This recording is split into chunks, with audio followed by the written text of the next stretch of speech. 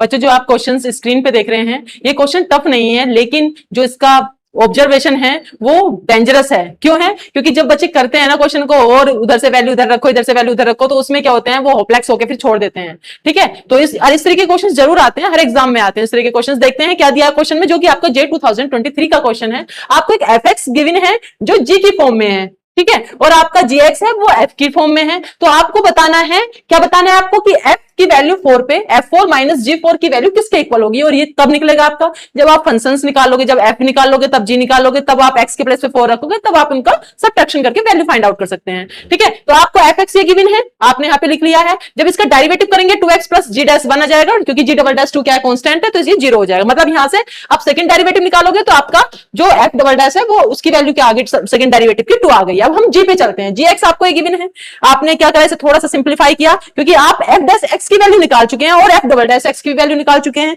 तो आपने gx में वैल्यू पुट कर दी है। ठीक है, f डैश x की और f डबल डैश x की, तो आपका gx कितना आ गया, आपके पास ये आ गया।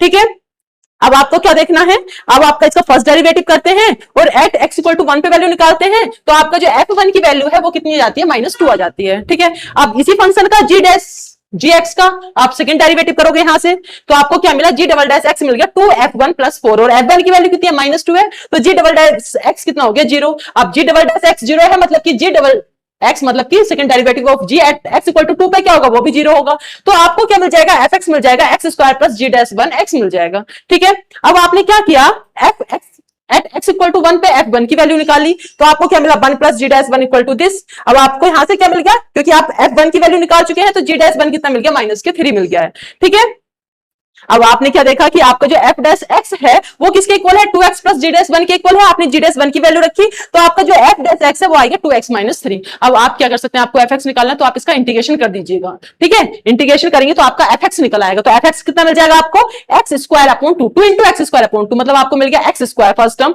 माइनस का 3x प्लस एक कांस्टेंट टर्म। ठीक है, लेकिन अगर आप देखेंगे कांस्टेंट टर्म क्या है आपकी, 0 है, क्योंकि g डबल डैश 0 है, तो आपका जो fx है वो आ गया आपके पास x स्क्वायर माइनस 3x। ठीक है, अब आपको जब fx मिल गया तो आप gx निकाल लेंगे, gx की वैल्यू कितनी आ गई, माइनस का 3x प्लस 2 आ गई। दोनों फंक्शन आपको मिल गए हैं। अब आप क्या करोगे, x के प्लेस पे क्योंकि 4 रखोगे, क्योंकि आपको क्या बताना है, f4 माइनस g4 बताना है। तो जब आपने 4 रखा तो आपका कितना आ गया, f4 की वैल्यू कितनी आ गई, आपके पास 4 आ गई। ठीक है, अब आपने g4 निकाला तो आपके पास कितना आ गया, आपके पास आ गया माइनस का कितना आ गया है, 10। ठीक है, आपको क्या बताना है, आपको f4 माइनस g4 बताना है, तो आपके पास वैल्यू कितनी होगी, 14 होगी। सिंपल सा भी क्वेश्चन नहीं था, लेकिन इसमें थोड़ा सा आपको मेहनत करनी थी, अपना पेशेंस रखना था, तभी आप इस क्वेश्चन को कर सकते थे। Thank you.